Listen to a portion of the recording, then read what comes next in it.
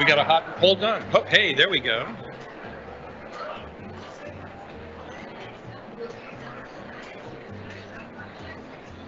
If everybody can take their seat, we're going to begin.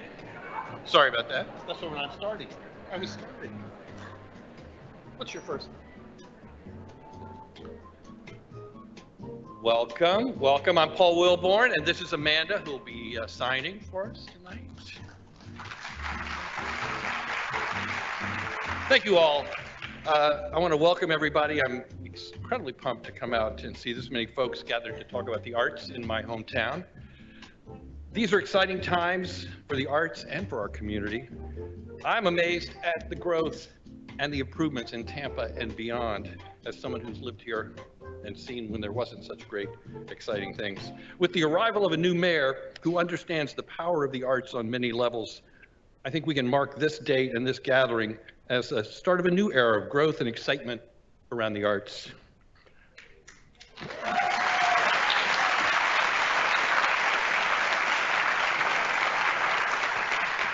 I have worked this in. I recently wrote a book about the Ybor Arts Colony in the 1980s. Thank you.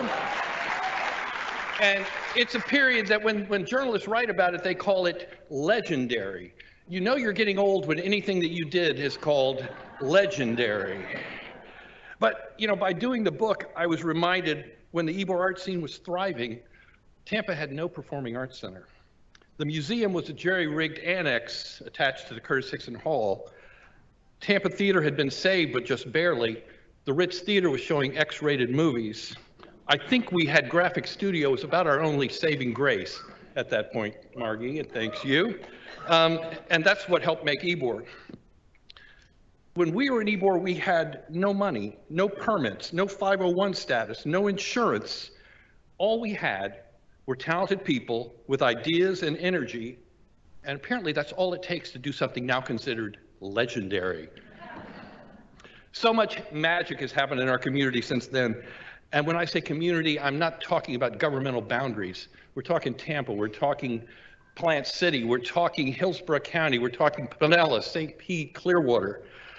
Artists and performers don't recognize governmental boundaries. Despite how hard it was to get here today, artists will cross the bridge to go where the work is.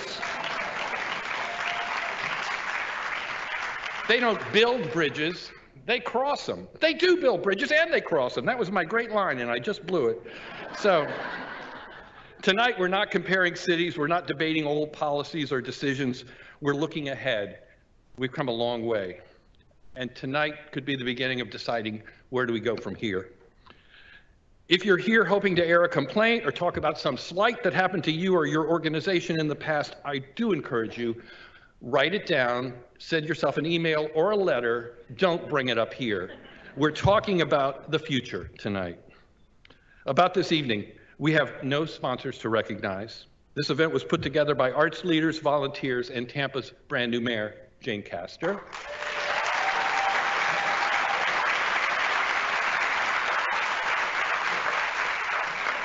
We're going to do 3 panels after she welcomes you. One on arts, vision, and leadership, one on arts as an economic driver, and one on grassroots arts. And after those panels, we'll have questions from the audience, and we'll also hear again from the mayor, and we'll be done at 8. So let's get going. First, I'd like to welcome the first mayor I can remember who doesn't have a South Tampa address, my former neighbor in Seminole Heights, our new mayor, Mayor Jane Castor.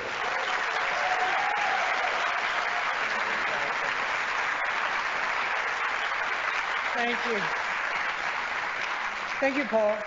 And thank you all for coming out here this evening. This is wonderful. And although Paul said there are no sponsors, I would like to thank everyone who put this event together this evening. You know, a lot of work, a lot of energy goes into making something look easy and look flawless.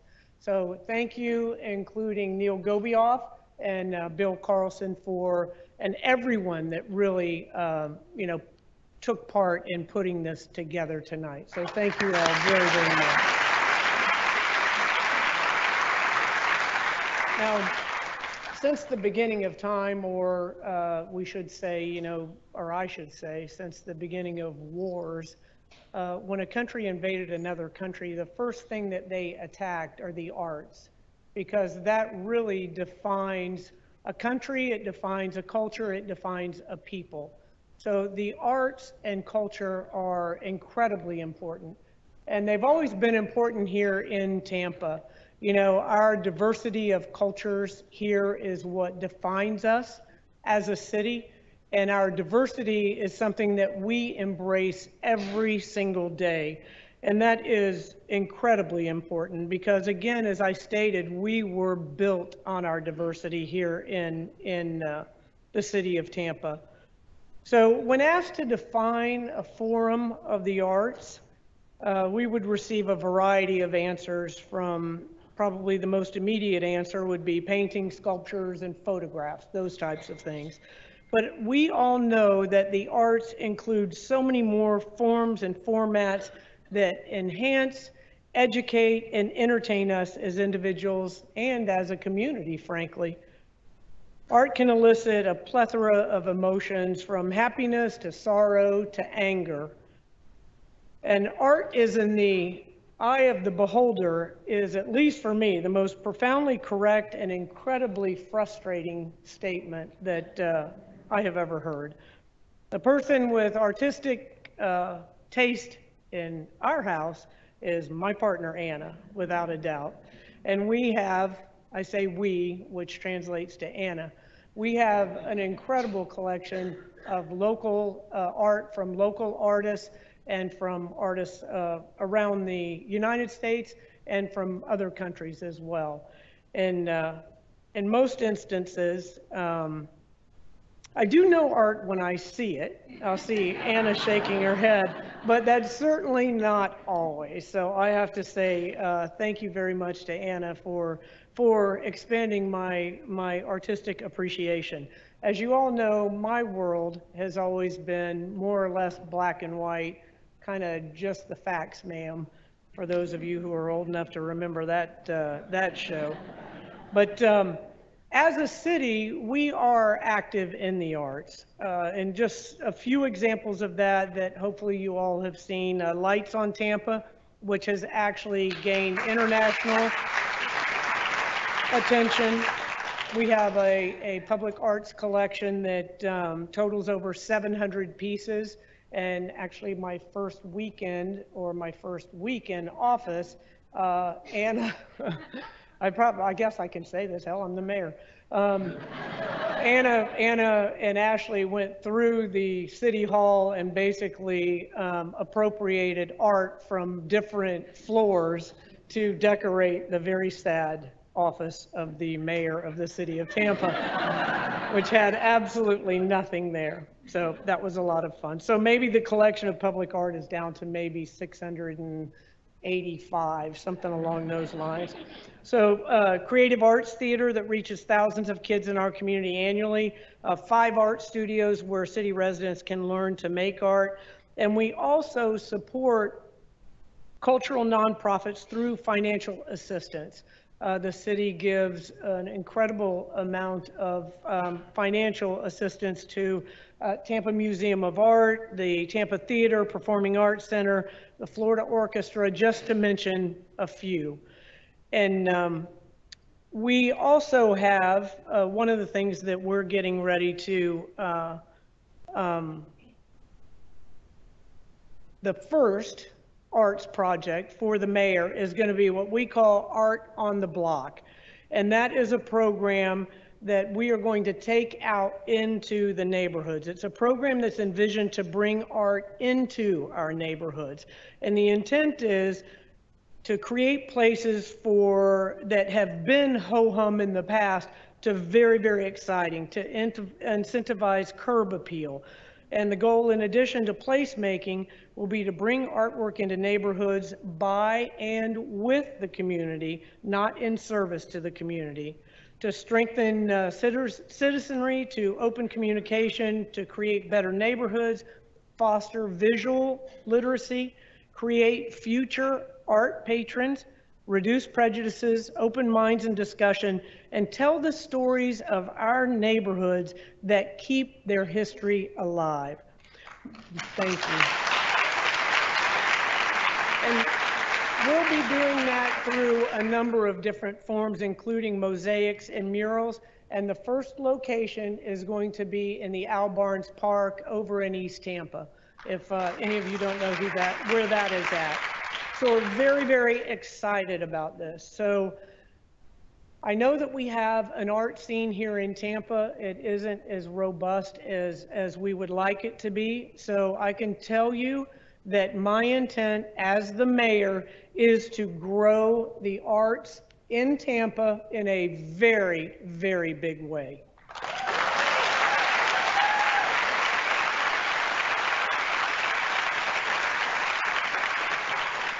Now, with that said, the city cannot do it alone.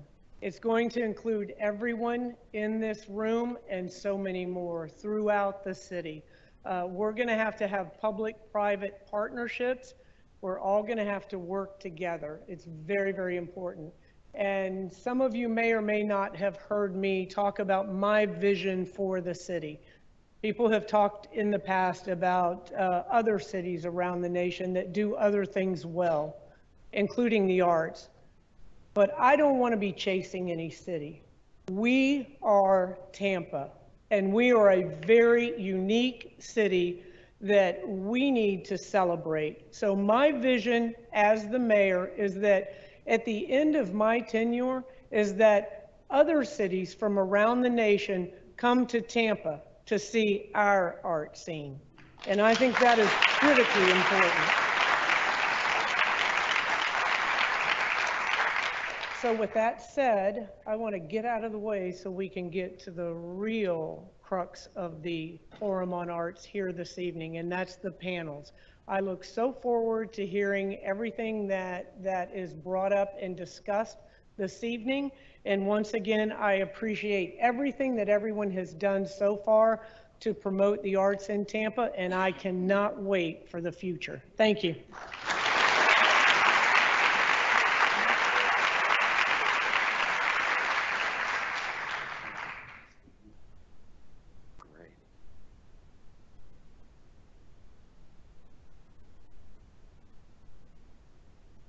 Okay, apparently it's this mic.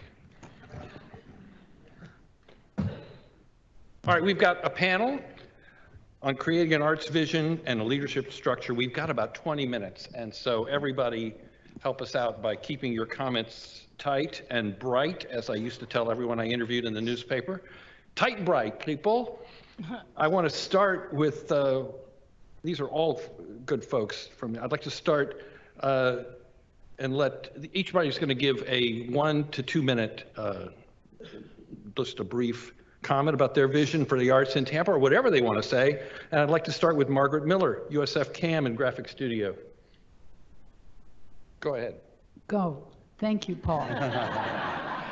I'm so honored to be a part of this panel, and I too want to thank Neil Gobioff and Gianna with the Gobioff Foundation, and Bill Carlson, who I've had the pleasure of having a long coffee one morning with. So I have 2 minutes to talk about a vision and propose a possible structure for moving forward. Several years ago, many of you will remember this, economic development scholar Richard Florida promoted an enormously influential image of successful 21st century cities as places where social tolerance and natural and cultural amenities draw educated workers and create new economy businesses. Tampa, just learned, is now ranked as one of the 23 best cities in America, and I was interested to see the reasons why, because of our low crime, pleasant weather, and our diverse parks and outdoor attractions, including beaches and the Tampa Riverwalk. And I guess also the vibrant beer scene came into play.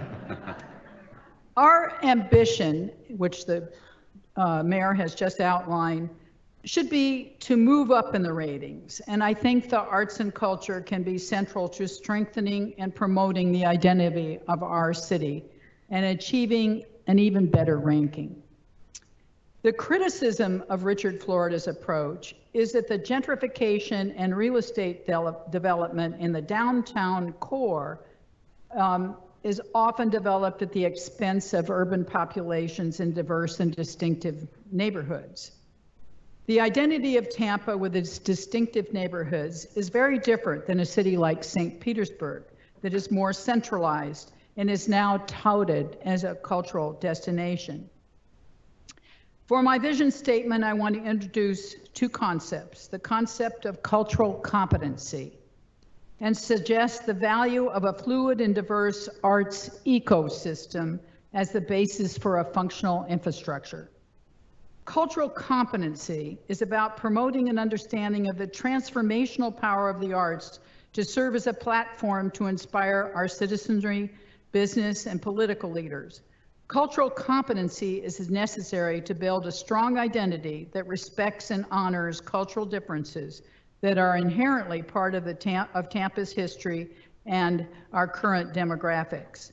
Art programming, for example, including exhibitions, which I very much am engaged with, and artist residencies, can advance an understanding of cultural competency. Building a fluid and diverse arts ecosystem as a functional infrastructure requires identifying our cultural assets, including arts institutions, organizations, big and small, professional artists, and local regional arts professionals. So in the instructions to us on the panel, we weren't supposed to address just only government, but I thought I'd come up with a few action steps.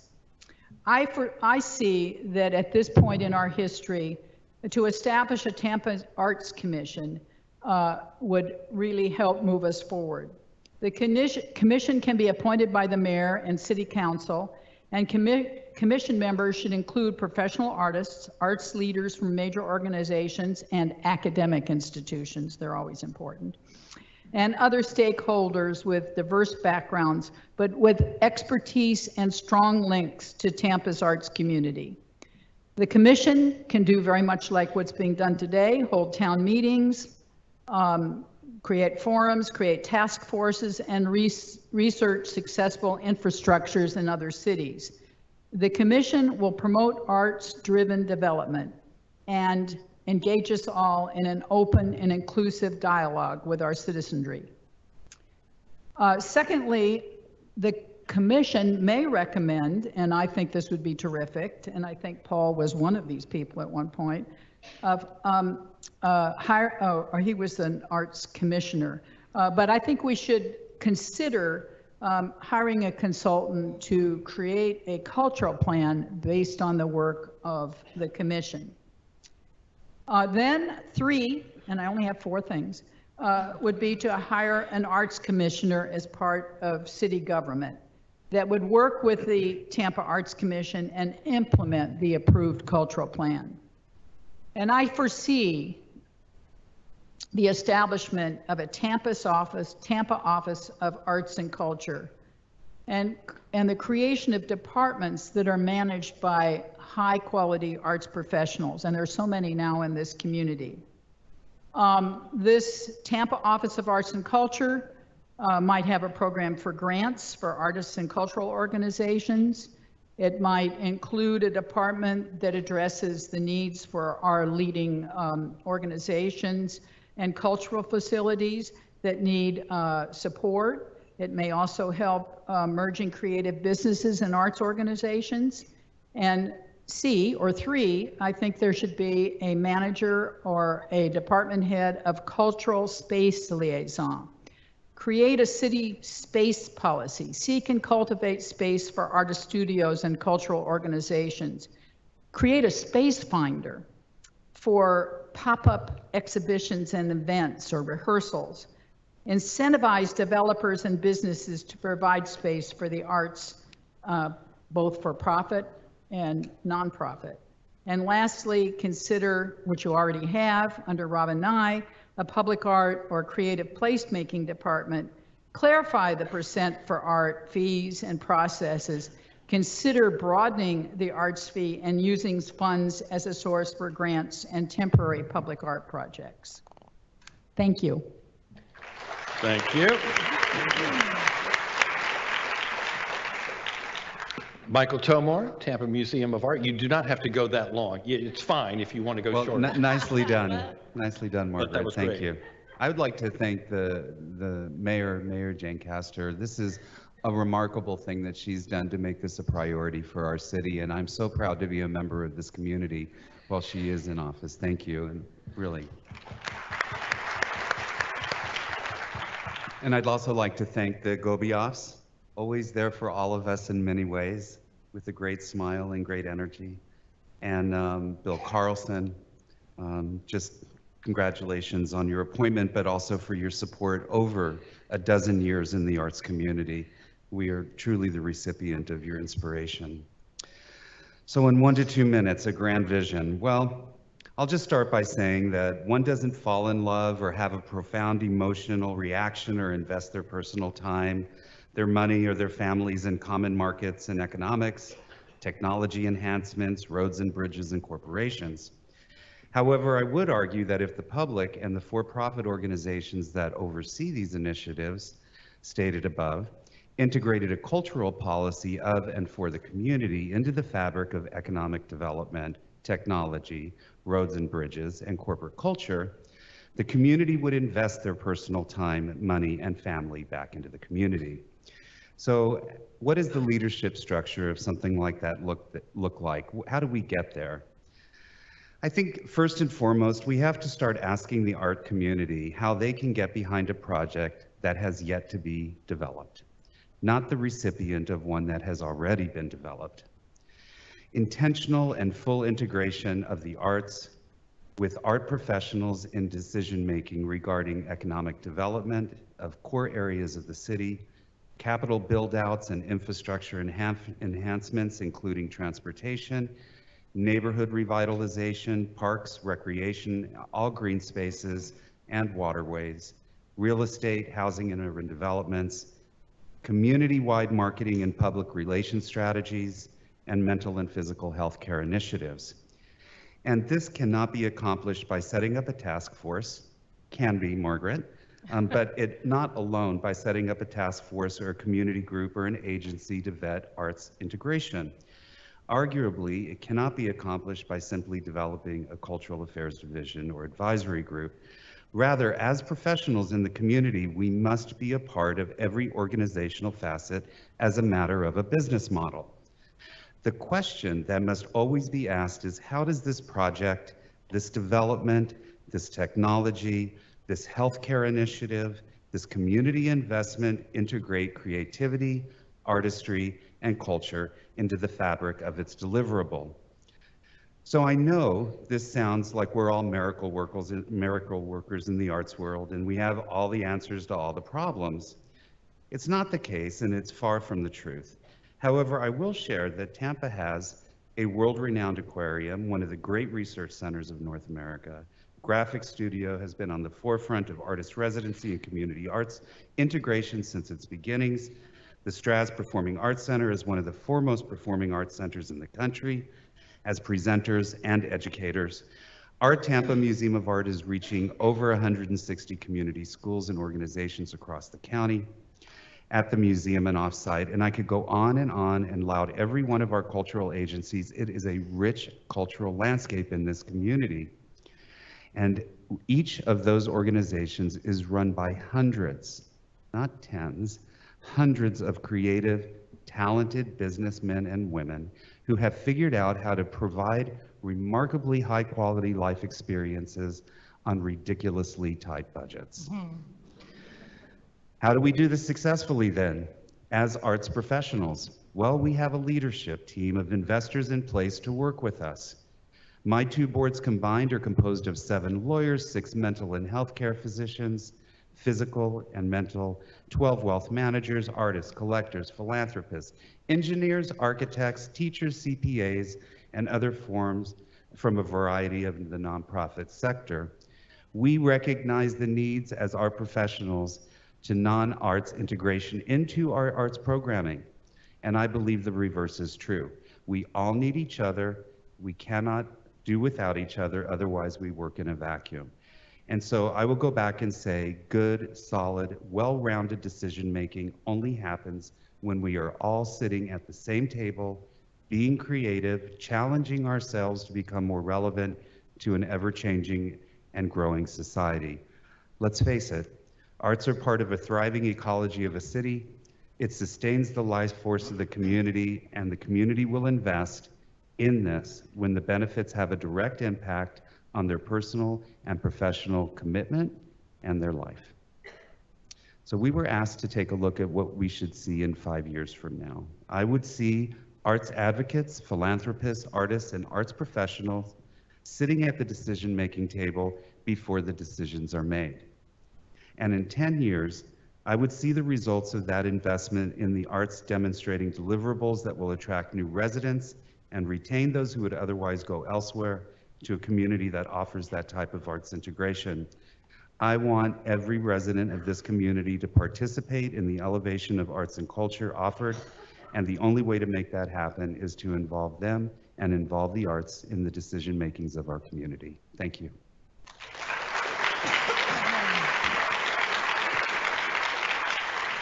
Thank you, Michael. These are great. Next, my friend Carla Hartley from Stageworks Theater. Carla. I've never been good at following the rules. To be asked to envision your city in 15, 10, or even 5 years is really heady. It was difficult for me to answer because my heart generally lies in intangible things rather than tangible things. So I'm going to try to mix both of them together for you and hopefully make some sense as I go about it. Part of that answer is that the Tampa Fringe Festival should grow to rival the Edinburgh Fringe Festival, which in this past August brought in $254 million to the city of Edinburgh, Scotland. So that's part of it. That economic footprint is part of it. Another part of it is that cultural facilities, and it sounds like Jane's already on top of this, would be at the doorstep of every neighborhood in this city.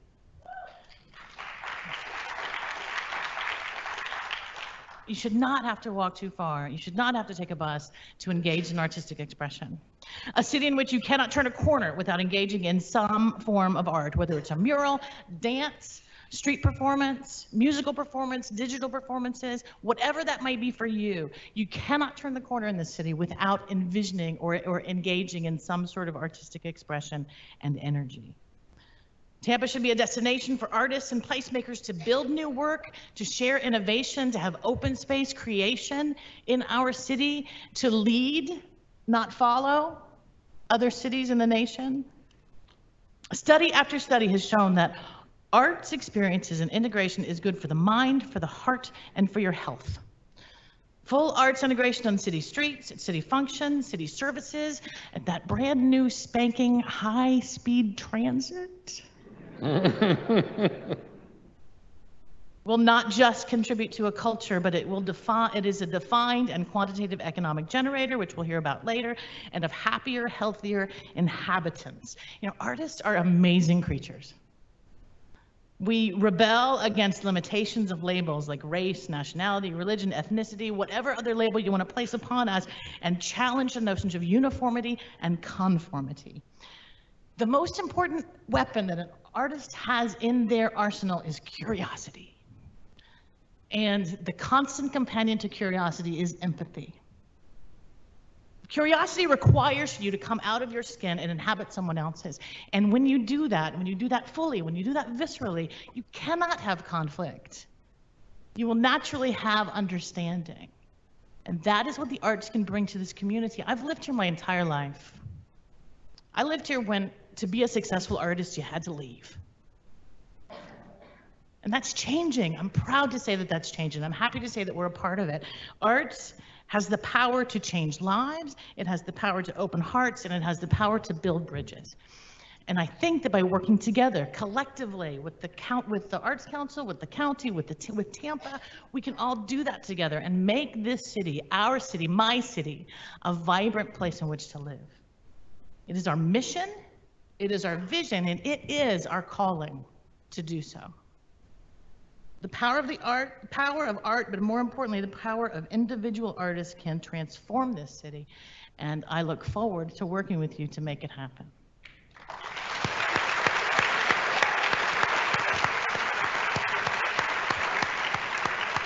Thank you, Carla.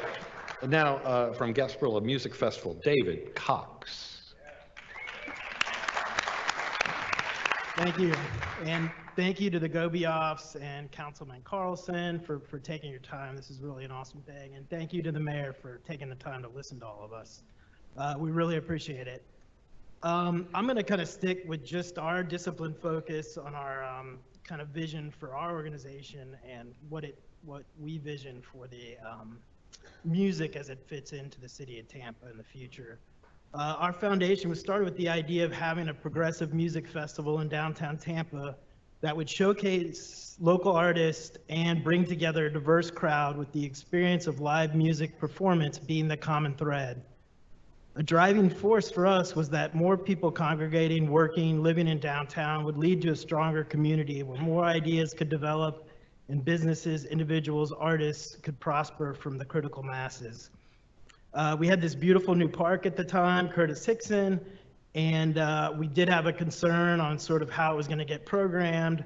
So we recruited an energetic group of individuals, businesses that bought into our idea and were able to launch a music festival. After that launch, our focus went to a long-term plan, which was based upon contributing to our city by creating a vibrant music economy. We saw growing recognition among governments and other stakeholders that a city with a vibrant music economy can deliver significant economic, employment, cultural, and social benefits. Our vision for Tampa is to create a fertile environment where artists, particularly musicians in our case, can prosper.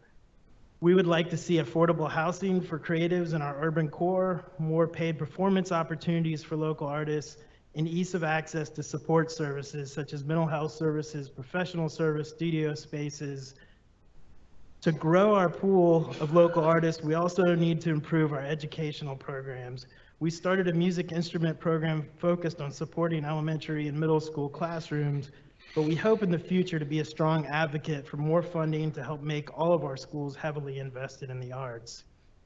Looking forward at a leadership structure, part of our vision would be to have a music commission, and not a commission set up for curating and programming, but something made up of the stakeholders in this economy, this music economy, such as venues, recording studios, artists, where we can look at long-term policies and how they affect the growth of this music industry.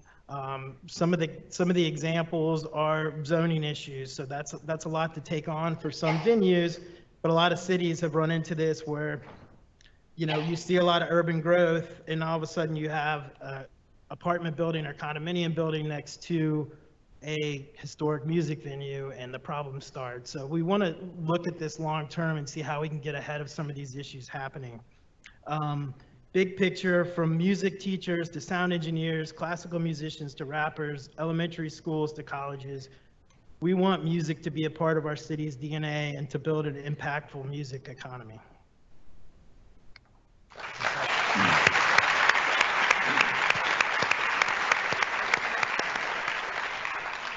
Thank you. I think we've got time for one sort of round robin with this group. And everybody has talked a little bit about visioning or planning or creating a commission. And I think as one who's lived, if you've lived long enough, you've seen multiple arts plans go on the shelf and never happen. I wonder if you could just address what some immediate steps might be in your vision to get this moving. How do you take the next steps to get there? And we can start down at the end and work our way down. And please kind of keep it to about 30 seconds if we can, each. Well, as I said, a minute. I'll respond very quickly. As I suggested, I think you have to come up with some structure, an infrastructure, and I suggest that it be fluid and build an ecosystem for all the arts and arts organizations in the Tampa Bay area. Yes, it's true. I don't like doing strategic planning and producing cultural plans, but you need a map of where you're going to aspire to go that can be adapted. And I think there needs to be appointed at this point in our history, a commission made up of the very people that are serving on these panels and others to address how we might move forward and what the next steps might be. Anybody else with Michael? Yeah, I would say that leadership comes in all different forms and varieties, but I think that when our leadership, both in the public and the private sectors, stand up and say that this is important, then we've got a great voice in our community to jump onto. So I think that it is about the public sector coming forward, but I also think that it's the private sector as well. And I think part of the issue, a first step, one of the big challenges that I've noticed is that we're simply just not telling our story well. I mean, the cultural landscape in Tampa, in my opinion, is extremely rich. There is a lot going on here, much more than I could ever keep up with. I can barely keep up with just the visual art. I mean, but integrate all the performance and all of the music and everything else that's going on. I just simply think that we're undermining ourselves by not getting the word out about what we're doing. There is a lot happening here. Yes, there should be some sort of direction that takes us to the next place so that it's integrated. But I would say we should take some sort of a cultural inventory and start telling our story better. And they can just be in your 1-minute sound bites or your social tweets, just to get the word out to the people who live here, not to mention the people who don't. I think that is a huge issue here, one that I can't even get my head around. It's so big. But that's an easy first place to start, is just to tell our story better. Thank you, Michael. Carla? Feel free to applaud. These are great ideas. Is that for me or for him? I'm not sure. Well, I mean, from an artist perspective, I think part of it is that we all need to check our egos at the door. Is that I know better than anybody when you get a group of artists in a room and try to make a plan. Oh, yeah. But we all must secede to the notion that we do not have the best idea in the room. That the willingness to listen to others and to do that purposefully and meaningfully and honestly is, I think, one of the important steps for the artistic community to engage in order to help move the field and our concurrent fields forward. Thank you. And David, I just want to say the reason we did all that stuff in Ybor in the 80s was so my band would have a place to play. So thank you for what you're doing with the music economy. I'll let you wrap it up. Well, I mean, I just would like to wrap that up with, you know, I think the community needs to put a focus on developing strong leaders. I think it's good to have democratic commissions and things to talk about it, but at the end of the day, we need people that have vision and leaders. I think that we're, you know, very fortunate that we have a brand new mayor who's putting something like this on. So that's the kind of leadership that we need. I would say Paul has been a great leader in this community for a number of years. We just need more people like that, the go-be-offs. And I think there's a lot of resources. I know in the nonprofit world that some of us live in, there's some great leadership resources, but I think with the art programs seem to get left behind a little bit. So I think, you know, finding ways to develop leaders that have passion about this area and are really invigorated to make changes and make the future better is something that we really need here. Thank you. I think we've got time for one more round of that, if everybody will go along. What's happening, I see in the arts, is a real people are cross-pollinating, and dancers are working with theater people, and organizations are reaching out, representing a lot of different size organizations, different types of organizations. Do you think we get caught in our box sometimes, and how do we break out of our box to look at the arts that are actually happening out there with where artists want to go? Is that too vague a question, Margaret? You know? Yes, I jot down, that wasn't my favorite question you posed, but Answer the one that you was. no, I think that this should be artist driven, and there's already so much that has happened that artists are already working together from different disciplines. Just coming up, I want to give a shout out to the Tampa International Airport, and I will admit I'm on the art selection committee. But for example, we're bringing Nick Cave. This is an Alvin Ailey trained dancer who builds sound suits and creates performances and engagements with communities. Sarah Howard on the staff of the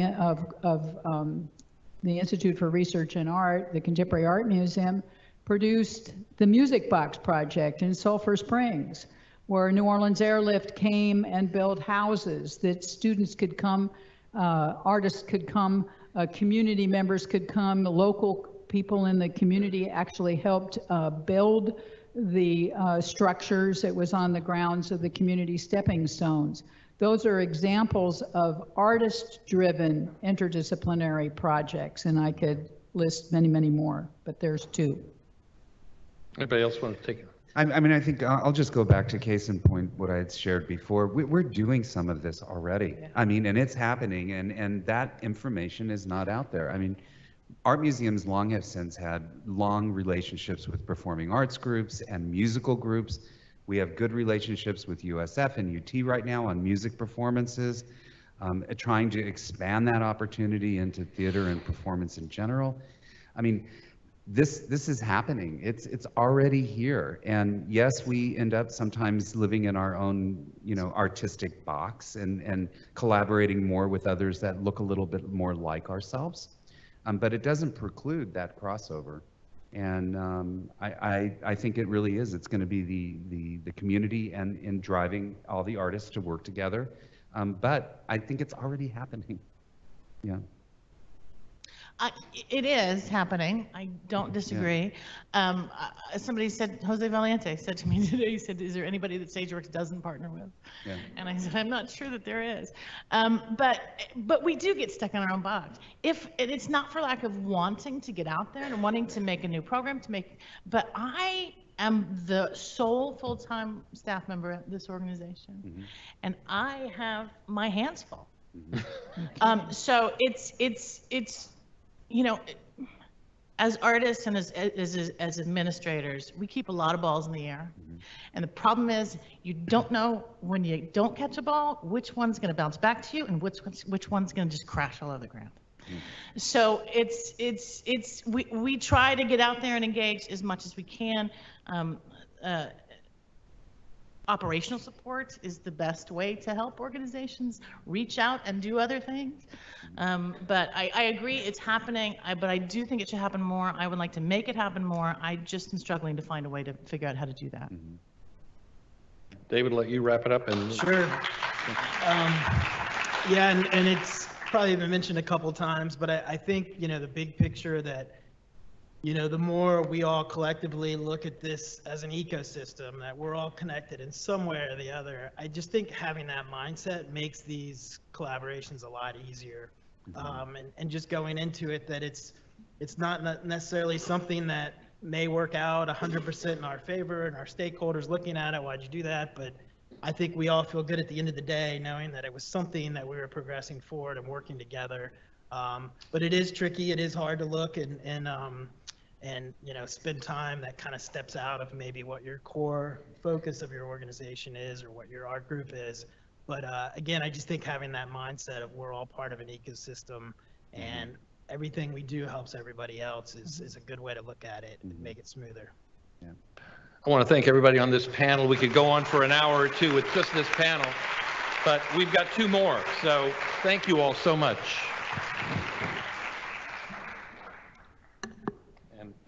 If we can get our next panel, Susanna, Martine, Dean, and James. Thank you.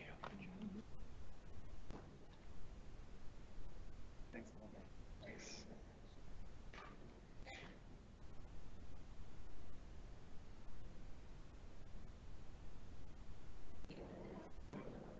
Yeah, here we go. And I'll just bring people on in order that you sit down. So. You want us in any order?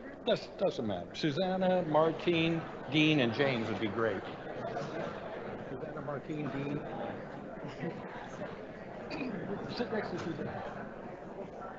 I don't think it matters.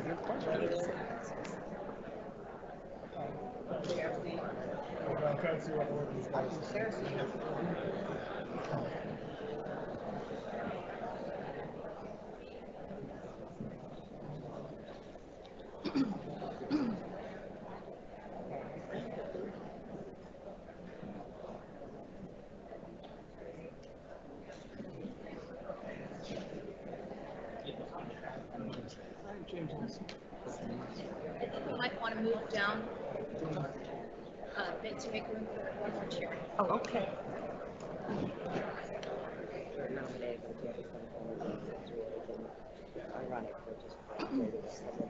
What's your last name? From the channel?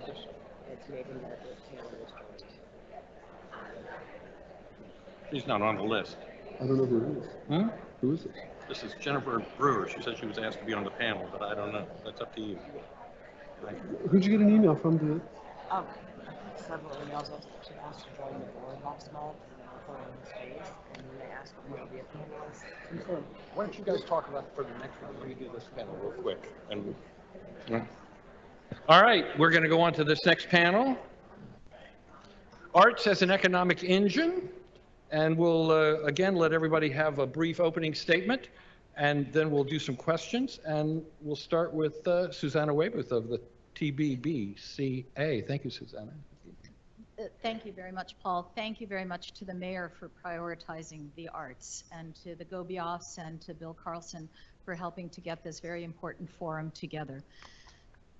If you look at some of the great cities in the world, London, Paris, Hong Kong, New York, Washington, D.C., Miami, all places where I have lived and worked, these are all cities that value fostering a strong business and creative, holistic ecosystem.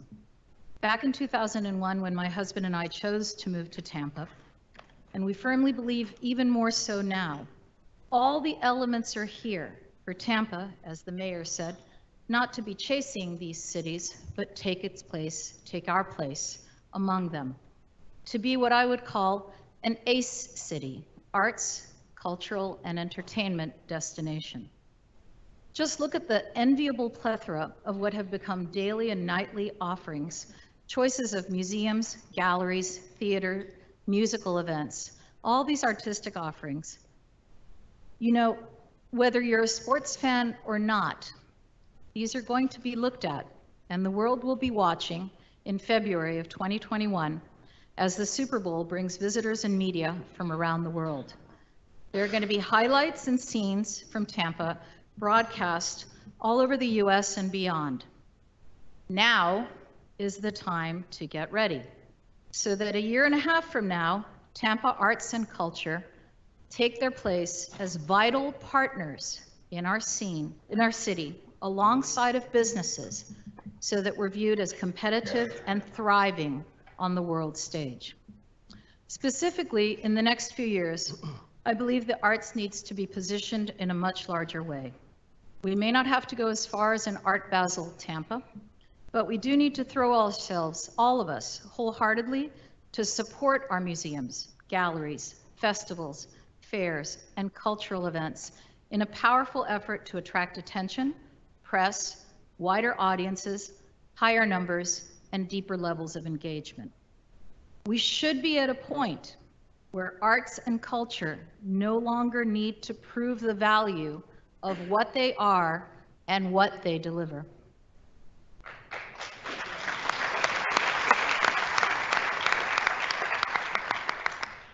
Some specific ideas that I'd love to see grow. I'd like to see USF Graphics Studio be tied in more closely to downtown Tampa. Graphics Studio is an economic engine. It has for over 50 years drawn some of the world's top artists to produce work that is sold on the national and international markets. We should be making much more of this opportunity. We should greet these globally famous artists like Christian Markley and Tavares Strachan and others like them with higher visibility into the heart of the city of Tampa, and promote and publicize the fact that they're here and why they are here, and leverage that to a wider audience. I think we also need to find ways for our artists to increase their engagement with the local community, businesses, and also the tourist market. Tampa artist studios are so spread out, it really calls for a creative solution to focus critical mass in centralized location. We should also address head-on the needs of artists for spaces and places to exhibit and interact with audiences.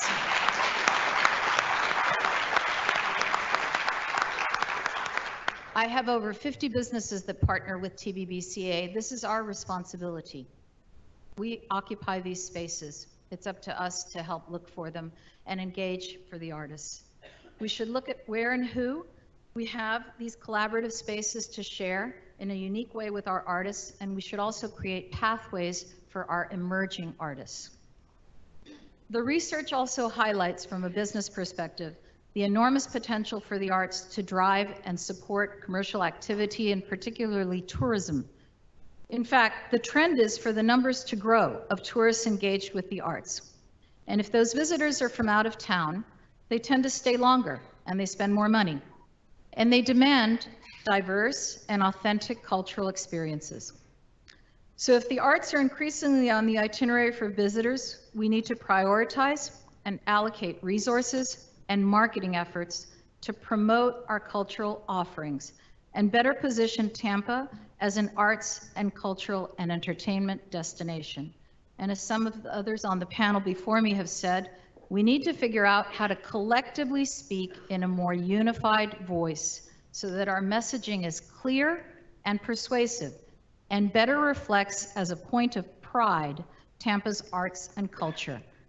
And representing businesses, I say to you, we need to put our money where our mouth is and provide some hardcore financial support in order for our wonderful arts and cultural organizations like the Tampa Museum of Art, like USF Graphic Studio, like the Gasparilla Music Festival, like Carla Hartley's Stageworks, in order for them to continue to engage and entertain and inspire us all.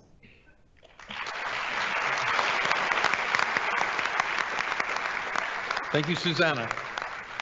Next is Martine Collier from the Hillsborough County Arts Council. So as a panelist, I was instructed to begin this program tonight by giving you my grand vision for arts and culture in this community. And I think that would be very arrogant of me. I've only been in town for 2 years, and I don't think it should be my grand vision. I think it should be all of yours. I agree with our mayor that Tampa has a diversity of arts and cultural organizations that would make any city proud. And we don't need to be chasing other communities because there's so much that's unique here. And I agree that we do need to do a better job of telling our story. However, unlike many other arts-focused cities, Tampa does not currently have a cultural plan. Such plans are developed through the participation of many people representing diverse constituencies and points of view. Based on my past experience in other communities, having such a plan is essential to getting everyone, artists, cultural organizations, media, government, private industry, educational institutions, foundations, you name it, getting everyone pulling in the same direction, which is critical if you're going to move forward. Now, we have a lot of people in this community that care deeply about arts and culture, many of whom are here tonight, either up on the stage or sitting in the audience. But I don't think currently we have a true shared vision. Now, a cultural plan provides this framework and defines what we want to happen in the future, 3 years, 5 years, and more. A cultural plan encourages more collaboration, defines desired outcomes, and ensures that scarce resources are being used as efficiently and effectively as possible. If you look nationally at cities that are achieving the most economic benefits from their cultural sector, you will see that most of them have a cultural plan in place guiding these efforts. We don't need their plan. We need our own plan, something as unique as arts and culture in Tampa. And I would hope that one of the goals of the plan would be to actively recruit Americans for the Arts to hold their national convention in Tampa. That's what the mayor was talking about having them come to us. They have never come to Tampa. We've got this beautiful Riverwalk. We've got a gorgeous convention center, and they've never been here. So this is something we can start working on now. Not only would that be a huge economic development, engine, because that convention brings a lot of money into a community, it would give us the opportunity to highlight all the wonderful things, the unique Tampa things that are going on this community to a national audience. And again, we aren't chasing anybody else. We just need a plan to define how we can be the best Tampa arts and culture there is. And I want to add my thanks to the Gobioffs and to Bill Carlson, who is the newest member of the Arts Council Board, and to all of you for being here tonight, and especially thanks to Mayor Castor for making the arts a priority in our community.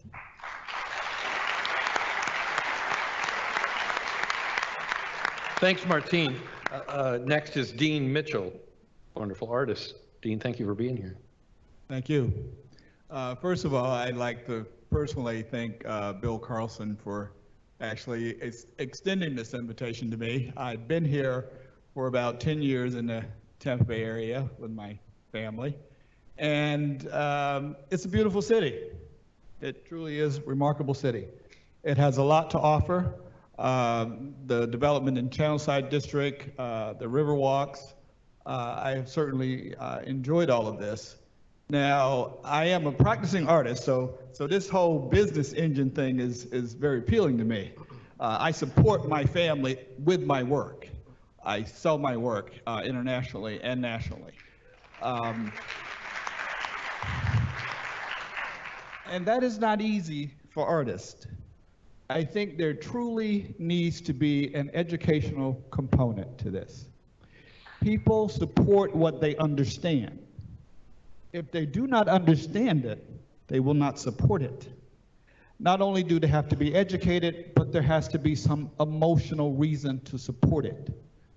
Aside from that, there needs to be, artists also need to be responsible as well, to understand that it is a business.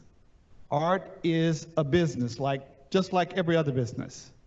And if you approach it that way, most of us can make a decent living and a grassroots living. Some of us go on to be better depending on our connections and how we market ourselves, because marketing is a huge part of it. What's in a name? Tampa Bay has to consider what will ground this cultural movement. Will there be a cultural district? What will be in that cultural district? Who will be able to afford to live in those cultural districts? Are those, exactly, yes. Because as we all know, as developers move in, so does the real estate prices. So where does that leave the creative class? I myself have been truly blessed, but the way I have been blessed is I've marketed myself as a business person. I think there can be seminars, business seminars for artists. Aside from just your craft, there needs to be courses in business. I think that the business community can also learn from practicing artists coming in and giving lectures, explaining to them what they do, how they build their business, how to engage the public more in a more emotional, personal way.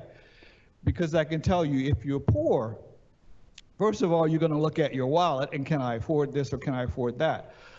And the way you reach people who are poor, you let them know that the arts creates, it can lift you out of poverty, out of mental poverty. It can stimulate your imagination. It can do all kinds of things. I grew up very poor, and it was my grandmother who let me hang my paintings up in her home. That was my first gallery experience, was a personal experience.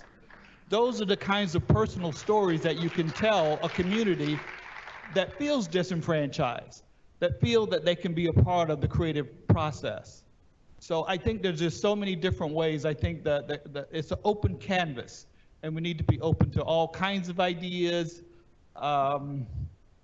You can use churches. There's so many different grassroots ways that you can reach people, and I'm just excited about what is happening here with the arts here. And I'm thrilled to be in Tampa Bay, and I hope that I can offer any assistance any way I can to help move this forward. Thank you.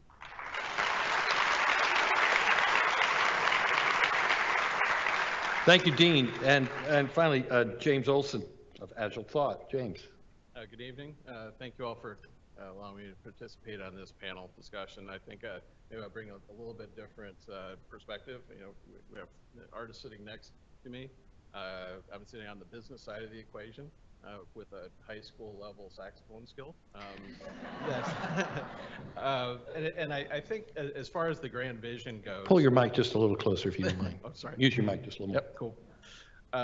I'm representing 500 very passionate and creative team members who on a daily basis get together and work in agile teams to develop customized software for Fortune 1000 clients right here in Tampa. We've been based here for over 14 years. Our growth rate has been 30% year on year, so we're very thankful for that. And the question then is, what does that mean for Tampa? And this year we will be creating 150 new jobs based in this area. So I just want to make sure the mayor heard that. So while we're fiercely proud of that success, one of the challenges that we have is in attracting and retaining the right creative talent, you know, the creative minds, creative thinking, and decision makers that we need to drive our software business. Things have changed quite a bit in the software world. As you've heard a lot about AI and machine learning and other things that mostly no one in this room probably understands, including myself, but it's so rapid, that change. The aptitude and the backgrounds and the skill sets of the people that we employ have also changed dramatically. No longer are we focused on hiring the engineers and the mathematicians, while those are key skill sets. We're looking for the creative thinkers, right? The designers, people that can participate in facilitated sessions to really understand the true business outcomes and the human-centered design that needs to occur within the software for it to be effective. So that's dramatically changed who we look for and how we go about marketing ourselves and attracting people. Critical to that success is having a very vibrant and active arts community in Tampa. It is a direct correlation between our people coming in or staying, you know, whether or not they want to live in Tampa. Is this a place for their kids to grow up? Can they be engaged? Can they, outside of the office, express themselves and get involved with things that, you know, ultimately allow them to become more effective, productive, creative employees?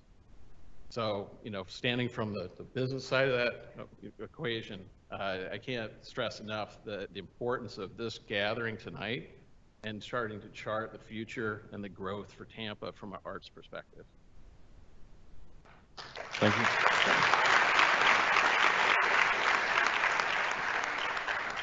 As a guy who had a job title called Creative Industries Manager back in 2000, thanks to Richard Florida, I still don't know if we've done a great job of attracting the creative class here. And I love the fact that you're talking about, you're looking for creatives, not just numbers people and not just engineers.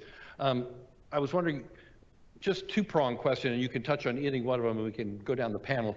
One, how do we attract more of the creative class here? Is it a marketing thing? Is it finding more jobs for them?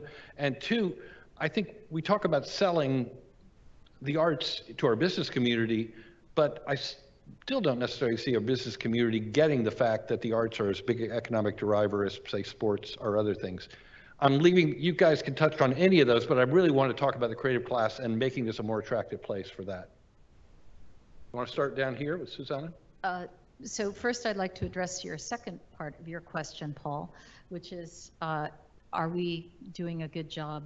Do businesses understand? This year, TBBCA, we're the first business committee for the arts established 30 years ago. So we're celebrating our 30th anniversary. And the business committees for the arts were started by the late David Rockefeller in the 1960s in New York. We are part of the private sector network and national partnership movement of, as Martine said, Americans for the Arts. We are the Americans for the Arts organization here in Tampa Bay. And so for all those decades, this has been our mission, this has been our message, this has been the vision. And certainly if you talk to our partners, who are law firms and CEOs of other businesses, they believe very strongly that it makes good business sense, and it's our tagline. The arts are good for business and business is good for the arts, and that it's strategically important to align businesses with the arts and view the arts as the economic engine that they are. Then to address your second or first. Or point. first, either one. Yeah. So how do we attract the right type of potential workforce? The creative skills, as James was saying, that are needed, the people that think out of the box, the people that have the critical thinking skills. We have a tremendous brain trust in our 2 universities and beyond in our colleges, right here in the Tampa Bay area. So I think we should be addressing those graduates of those universities, those students of the colleges. And we take it from even earlier on. We raise money for scholarships for higher education in the arts for high school students. And so I think that we need to start when they're young and hopefully say, we're behind you, we believe in this, set a good example, demonstrate leadership, and have them then stay or come back. Because those are the types of people that we want to keep and attract here in the Tampa Bay area. So I think most of you are familiar with the Arts and Economic Impact Study that we released in 2017. And we did those numbers. We worked with Americans for the Arts for it. And we did it by Hillsborough County. We did a special city of Tampa. And then we did Tampa, a Hillsborough Pinellas combined version. So we showed those statistics in several different ways. There was an increase. The last time this study was done in 2009, jobs in the nonprofit sector were 4,105. This time, 2017, that had increased to 14,962. So, but again, that is strictly the nonprofit sector. The Creative Industries Report, also produced by Americans for the Arts, includes not only the nonprofit cultural sector, but also for-profit companies such as film, architecture, and design firms. The total number of arts-related businesses in 2015 to 2017 stayed roughly the same in Hillsborough County, about 3,500.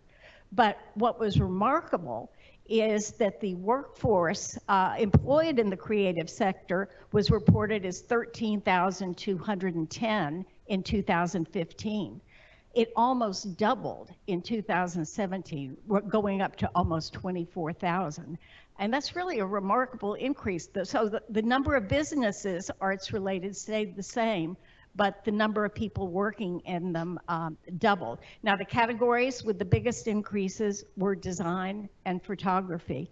And I would hope that this could be a selling point to attract even more creatives, more creative industries, more arts-related for-profit businesses to the community. So we can't forget that we've got another sector of for-profit cultural organizations, businesses that we track separately from our nonprofits. David, anything you want to add to that? Dean? I just pulled up some statistics on my phone here. New York State arts cultural industries generated $114 billion to the state's economy, employed 462,584, and awarded $46.7 billion in compensation. And it says here, $760 billion generated by the arts nationwide. So that tells you that somebody's making some money. So I wonder about what would attract the creative class is, first of all, affordability for housing, especially.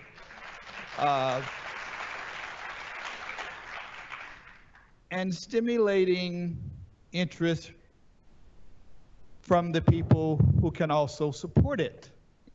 As we all know, if you are producing art, you have to consider who will be your client, who will want to buy what I create. Why will they want to spend their hard-earned money on what I create? That's why I think an educational component is is necessary.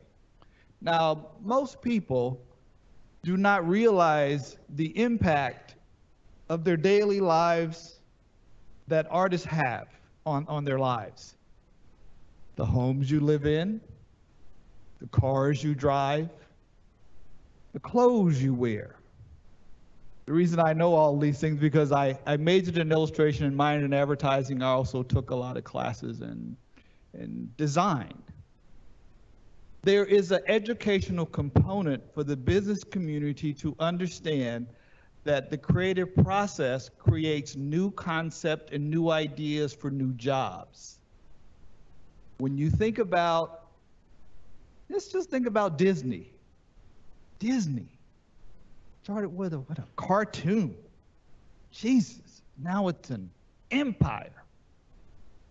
From a man's vision, from a man's creativity. Miramax, Touchstone, that's all Disney. Aside from that, that also carried over into the performing arts. Actors, musicians. When, I had a cousin who said, well, I really don't like classical music. And I said, but you listen to classical music all the time when you watch a movie. You do love classical music. These are the components that begin to connect the dots where people realize that these things enhance their way of life. They make you feel better about being alive. They can pull you out of despair. This is what art does. It cannot just be about money. You have to reach people on a more personal, emotional level so that they understand why they should support it. We can sit here and we can talk about all the analytics all day long.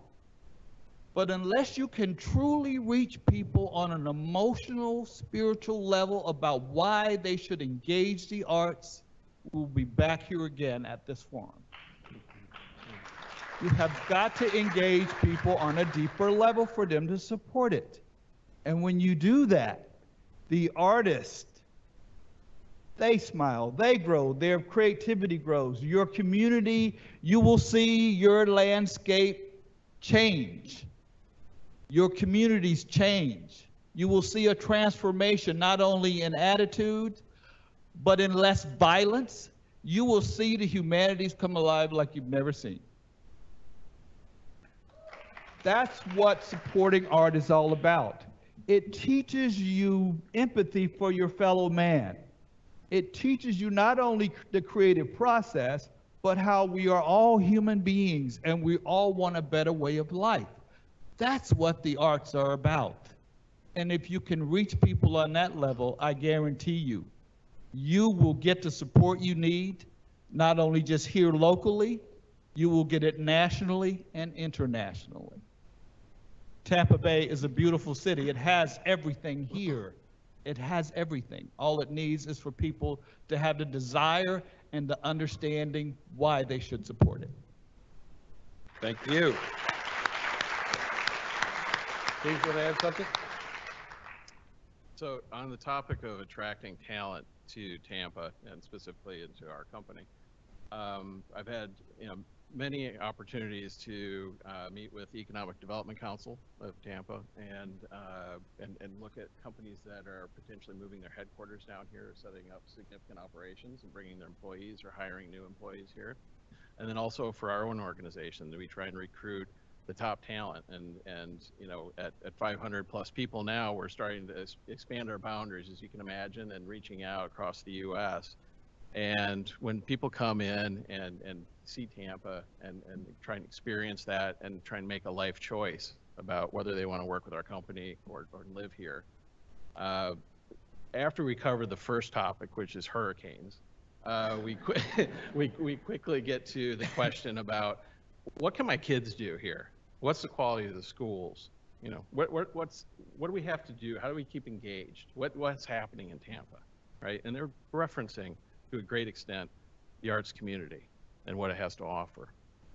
And the discussion that we've had within our own organization in reaching out to these folks and talking about what's in it for their kids I generally think that, for a long time we've talked about STEM, the science, technology, engineering, and math, that it really underpins a lot of our policy for education and the curriculum design around the courses.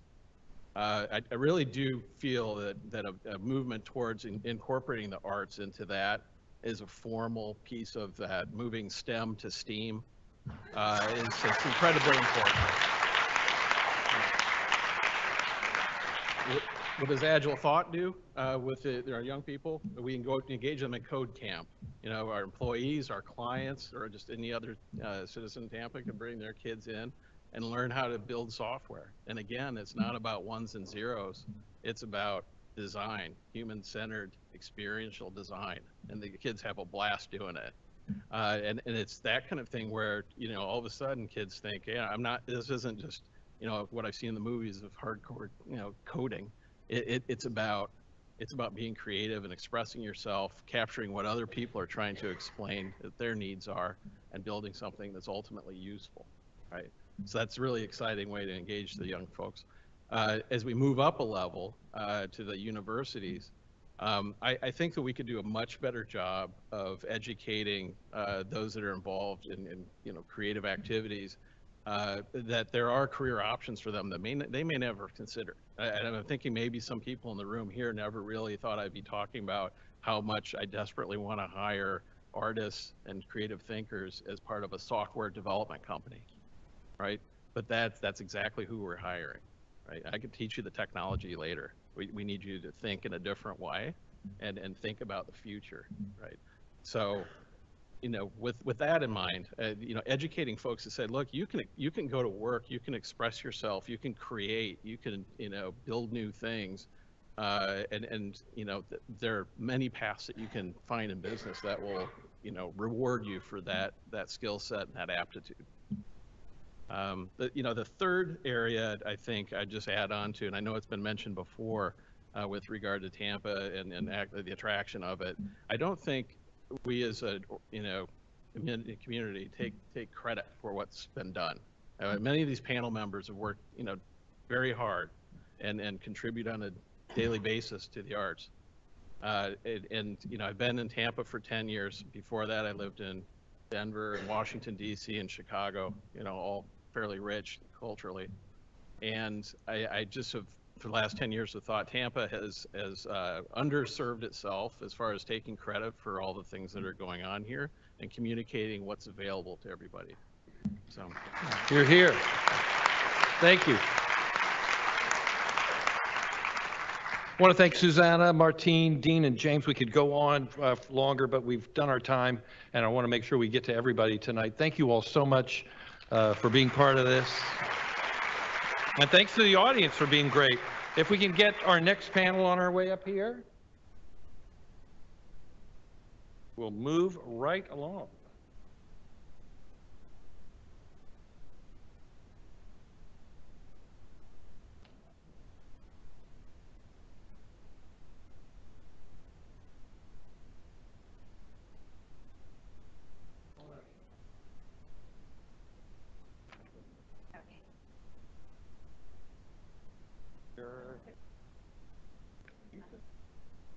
Hello. Now I need to write you down.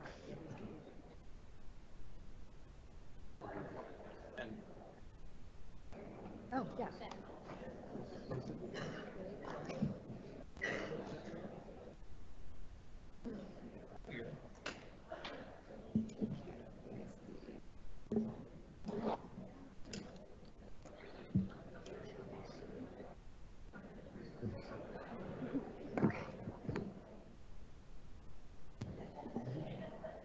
Thanks. Noel? Will you write a title for her down there or something? I wrote down space. The organization she's with is Oh, I remember. Mabry Market. M-A... Mabry Market Channel District. Right.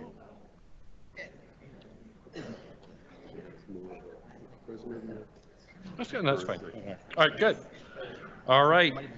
One more panel and 30 more minutes, and then we'll go to some questions and we'll bring back the mayor.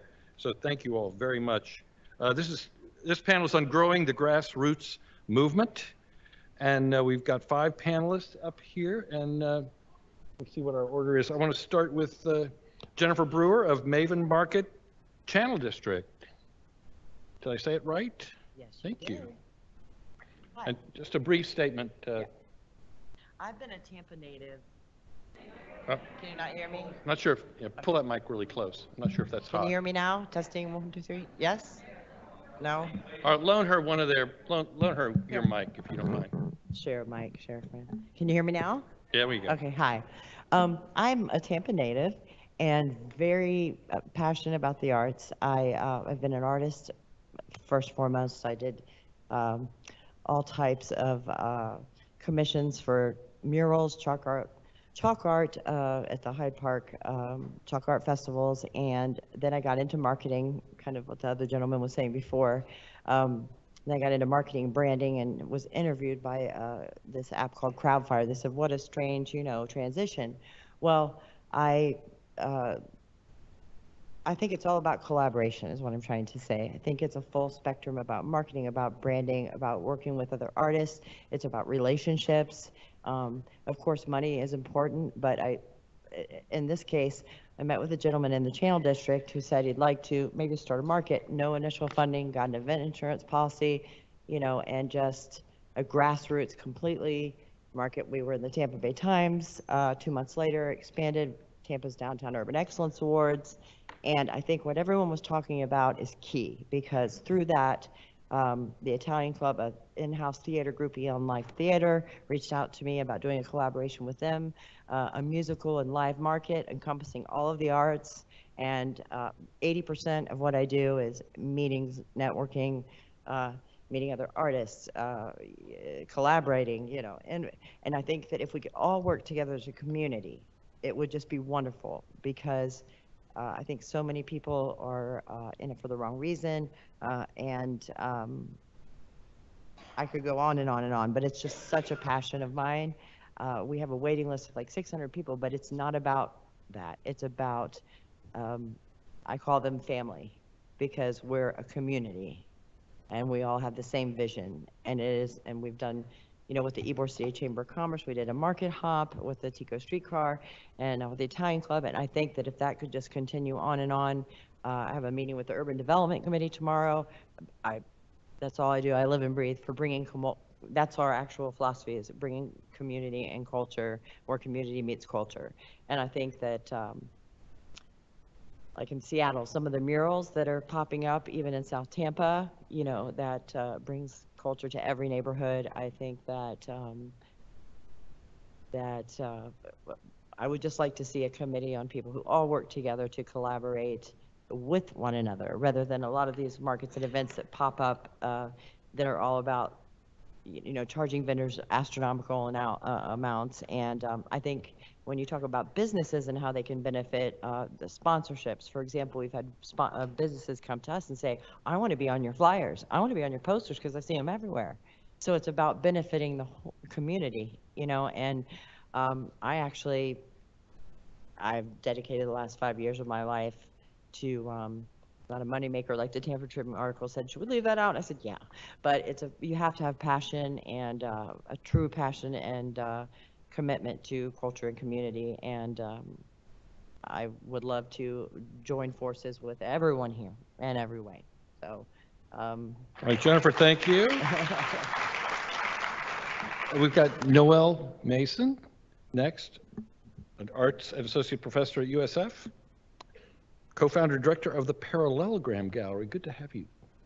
Thank you.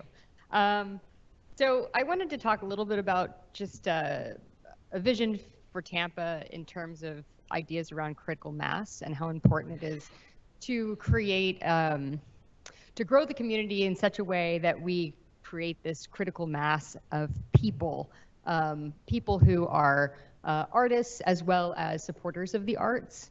So including galleries, museums, collectors, art foundations, theaters and venues to support all levels of art production and education, as well as to foster greater interest in the arts. A critical mass is important, as I see the arts community in Tampa as being somewhat atomized at this stage, and it's led to areas of real kind of marginalization of certain artist communities. And so ideally, art and cultural production of all kinds could be central to the thriving urban city of Tampa, as it enriches the lives of those who participate in it, both as maker and as audience.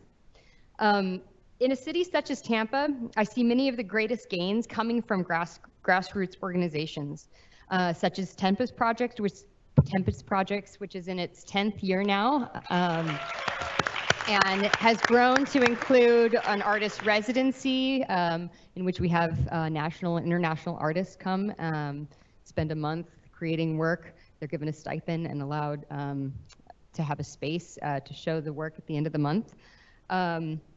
As well as Kunsthaus, which is a feminist nonprofit gallery in Seminole Heights. And then there's a growing community of artist-run spaces, like my own Parallelogram Gallery. Another professor at USF runs a gallery called Coco Hyundai, and Quaid Gallery. So this connectivity may come from projects such as the Seminole Heights Art Tour, which has begun a few years ago, and it is, I think, important to introducing the community at large to many of the studio artists and spaces that exist within Tampa's Seminole Heights district. More than anything, artists need supporters. They need people who are interested in buying art and supporting arts organizations, from the small individual studio artists through artist-run and nonprofit spaces to larger museums or educational institutions. As a critical mass must come from people who are interested in participating, and this interested public is at its core made through exposure and education. And so my hope is that as the community starts to grow, there will be a somewhat symbiotic effect, right, to create this critical mass. Noel, thank you.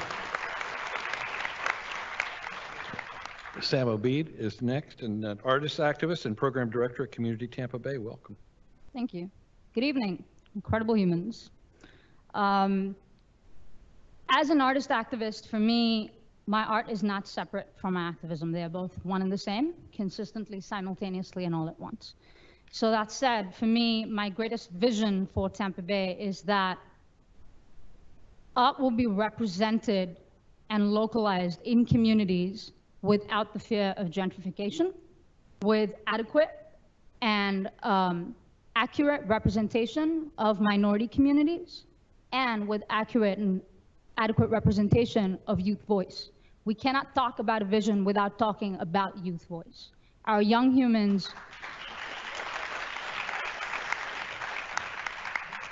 are consistently producing art no matter where they are. The only problem is we refuse to see it. Adults have been practicing adultism since the beginning of time. We're really good at what we do. We need to deconstruct that behavior and recognize what young humans do and make them leaders in this current moment. We're constantly talking about, and I appreciate the conversation, we are constantly talking about what collaboration would look like, what it would be like to have commissions and communities, so on and so forth. But art by itself creates community. But if we don't include the people who are already artists in that space, we are automatically excluding communities regardless of whether it is intentional or not. We must be intentional in the communities that we include and ensure that we are including all communities in the bargain, all the way from young humans who are immigrants to all the way to young humans who are LGBTQ+. When we fail to do that is when we end up having heavily institutionalized artistic platforms that do not provide access to everyone, including young humans.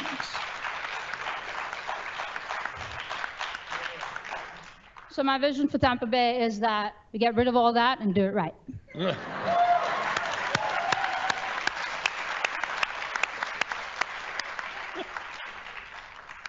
Noah Deletti, you have to follow that. And Noah's an artist. Welcome. Thank you. Thanks for having me. And thanks to everyone for coming. And I'd like to say that I really appreciate listening to everyone's great ideas. I think I hear a lot of things that I was thinking going into this talk. But from my perspective as an artist and having grown my practice in a grassroots manner, I wasn't an academic artist. It's something that I've just always done. The things that helped me, I think, are more important than the things I think we all need, because they've been proven to have assisted me in my journey. Yeah, go straight ahead. So the things that I look back on as helpful to my progress, even in just the past 2 years, are media exposure. It's the most important for telling the story. I think telling the story better sums it all up. That connects artists with other artists. It connects artists with venues. It connects artists with business. It connects the community. Another thing that was very helpful to me was having a space, a studio space that had other artists included. So having close proximity to other practicing artists is very inspiring, sharing ideas. So obviously having space like that for artists is important. People knowing that there are spaces like that for artists is important, which ties back to the media exposure. And if no one knows that there are spaces available, then those spaces won't be used to their full potential. I think it's also useful for connecting artists and the ideas of why art is important across different practices. I've noticed with my art, I've reached, well, last year I had a video that a video about my art went viral on the internet, and I had over 1 billion video views. And the interest that generated from other artists that appreciated my work, from people in the industry. I use aluminum cans to create my artwork. So I've been approached by aluminum can manufacturers. I've been approached by the Aluminum Federation of the UK. I've interviewed with the Russian Aluminum Association. So, but it's across the board. It's reaching those people is important, and it was the media exposure that made it possible.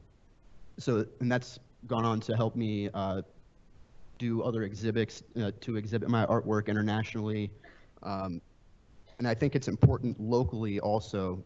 The story, people need to be reminded about why art is important. And the story is what reminds them, what connects them with the art and with the artist, connects artists with each other, and it grows the art naturally. It grows it in a grassroots kind of manner. Thank you. You know, finally, Michael Hooker, artist, owner, Lector Social Club. Michael. Hi. Cool. So I just want to echo the appreciation that's already been expressed to those who have made this night possible, and then also pay respect to the Indigenous people and lands upon which we sit. I don't have a grand vision to share with you tonight, but I do have a bottom to top strategy that may help bring the resources that we already have in Tampa to a more visible space, more accessible to artists and the public in general.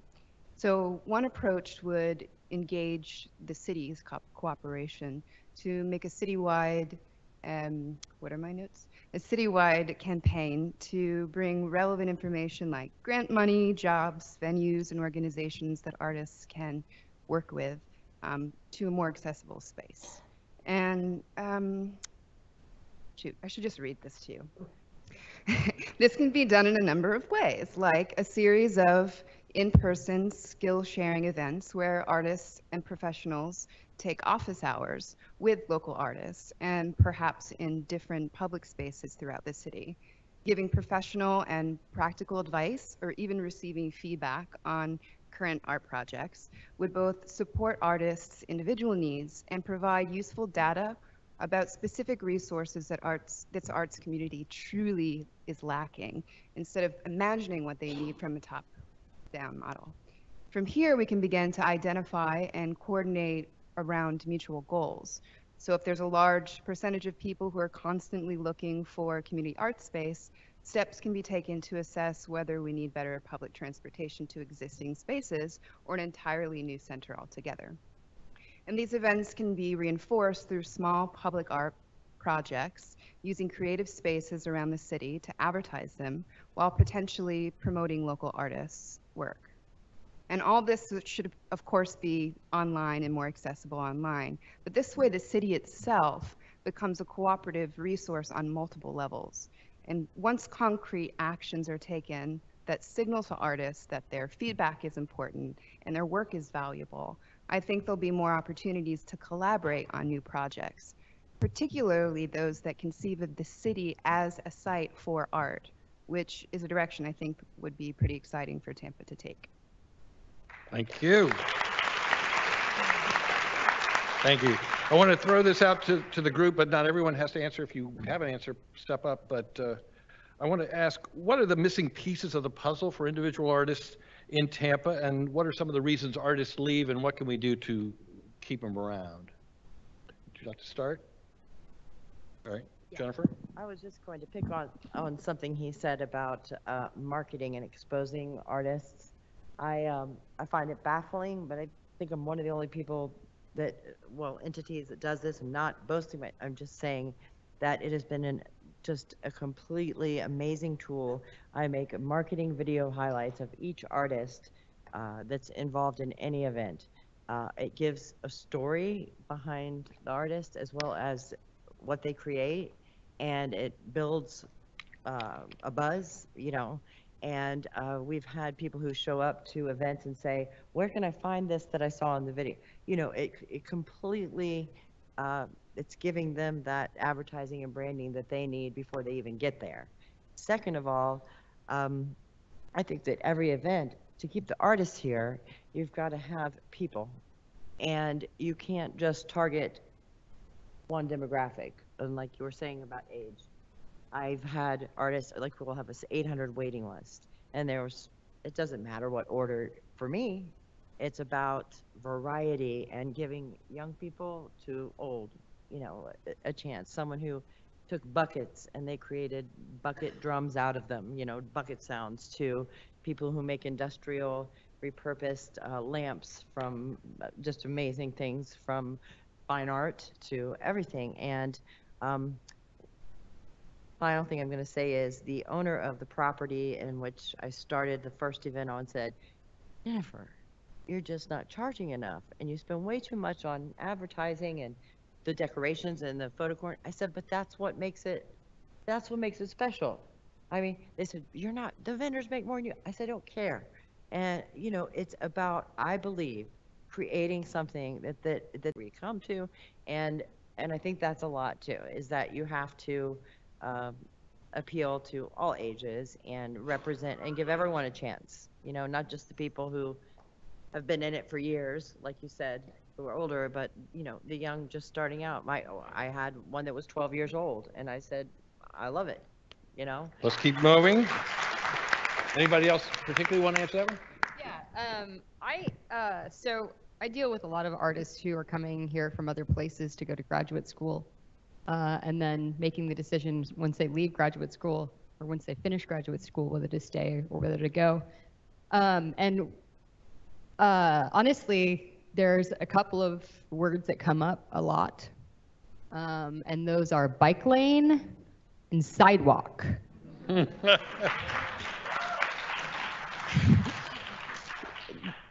One of Tampa's, I think, largest problems is infrastructure. It was built for a car. It means that it's going to keep communities away from each other by nature of the way that the city has been constructed. And so somehow we need to figure out either how to bring people into an urban center, or create some way for people to move between downtown and USF, for instance. Public transportation would be a great one. A well-functioning bus system, maybe, before public transportation, takes a lot of, we can get some buses on the road, right? So something that, this is for the artists that I talk to, this is the #1 problem. They want to live in a place where they can walk out and walk into their community and ride their bike into their community. Anybody else want to address those questions? I think in Tampa, access is not equitable, right? I identify as, I'm a spoken word poet, and I identify as a masculine performing lesbian. I'm an immigrant, I'm Indian, I'm also Muslim. So I check off the boxes for a lot of places that are trying to do diversity work, yeah? So it's not hard for me to get a gig, either nationally or internationally. And excuse the lack of modesty, I also look the way I look, so it works out. But at the same time, I'm a safe entity. I speak English so well, despite the fact that I'm not from here. I have all of these, I have 3 master's degrees. It's cute, right? In a lot of spaces, all of these things are attractive, but they're also safe. So it feels for a lot, that's my privilege, and that's a lot of privilege to have as a spoken word poet. A lot of my counterparts don't have the same privileges that I enjoy.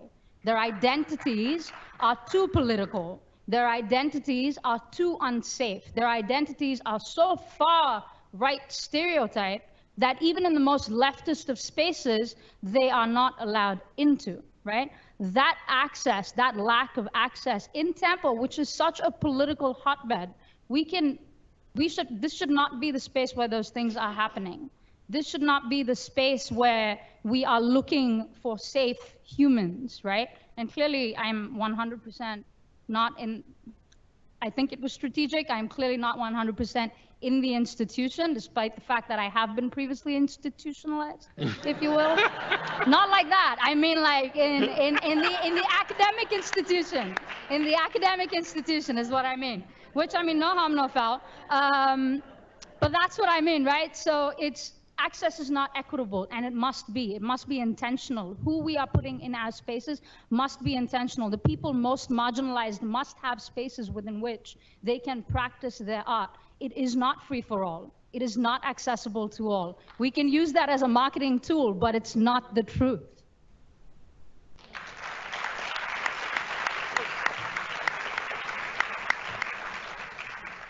Yeah, I agree that access, both transportation-wise and culturally acceptance-wise, are both very important. And I think having a livable city is an important part of having a city where people want to stay for any reason, whether it be to make art or to raise a family. But I think just as important is to cultivate the next generation of artists that will grow up in Tampa and create art in Tampa. Obviously, embracing the young people and inspiring young artists, I think, is important. I do a lot of my work, besides making art, is describing and educating people about my art and talking about how we all know art is important for attracting people to go downtown or to go walk around to see a mural or street art. But the creative process is important for a lot more profound reasons. The education, the way that the creative process can be used the same way by a painter, a dancer, a musician, or a lawyer. And lawyers interpret the law. So if you're trained to observe and interpret something, it can be applied across a wide range of practice. So, and that's a big narrative behind my work, and I think that's something that you can reach out to young people with.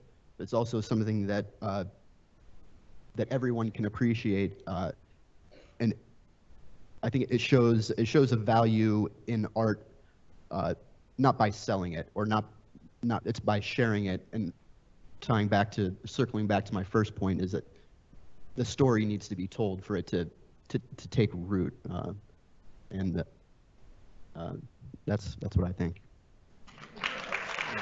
Michael? I agree with everything you said, and I'm interested in the next question. The next question is, and I can start with you, but we'll work our way back down.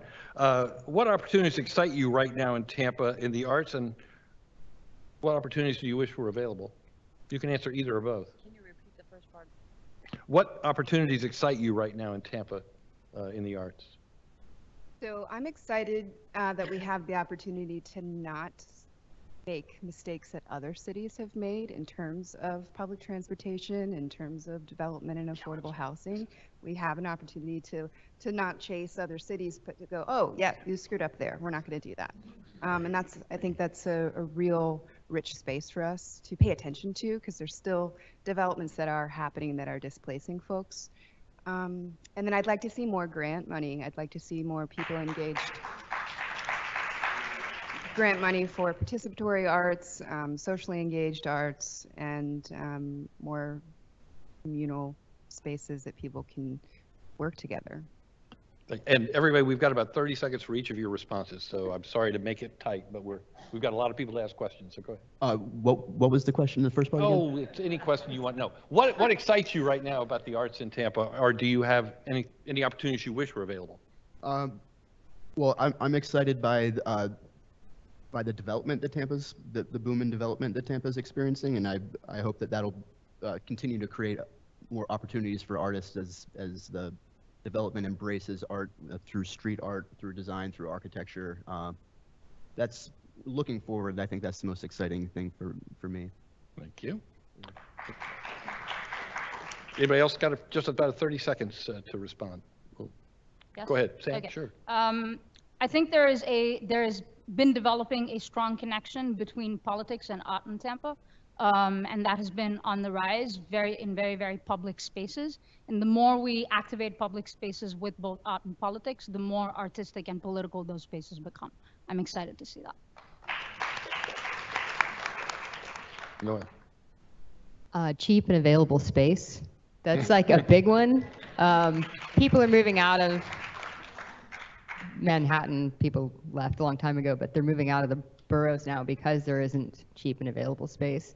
And I've met some New Yorkers moving down here, artists who are interested in, being able to have a space where they can actually make work and live in a place where they don't have to work a 60-hour week at a job to pay for that space. Right. 10, 20 seconds, last call, and then we'll wrap it up. Basically, to piggyback on what everyone was saying, like I said, I'm a Tampa native. My mom did the Gasparilla art shows when I was 5, and I tagged along.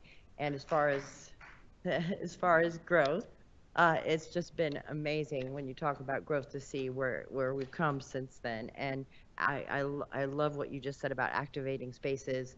I'm almost obsessed with, like, my daughter said, do I have to schedule time to sit down with you and hang out with you? Because, like I said, I started the Channel District, and now, we've worked with the Italian Club, and I believe it's in activating the city's large spaces. And I know there's been so many attempts at doing that, but I think it's that whole community over competition and collaborating and coming together. And every wonderful entity project I've been involved in has been just that, collaborating, coming together, and that's what I would like to. I want to thank our panel. It's been great. We're going to move on to our questions because we got a lot of folks out here I think have questions, and then we'll get the mayor back up. Thank you, Noel, Sam, Noah, Michael, Jennifer. Let's have a round of applause for that panel.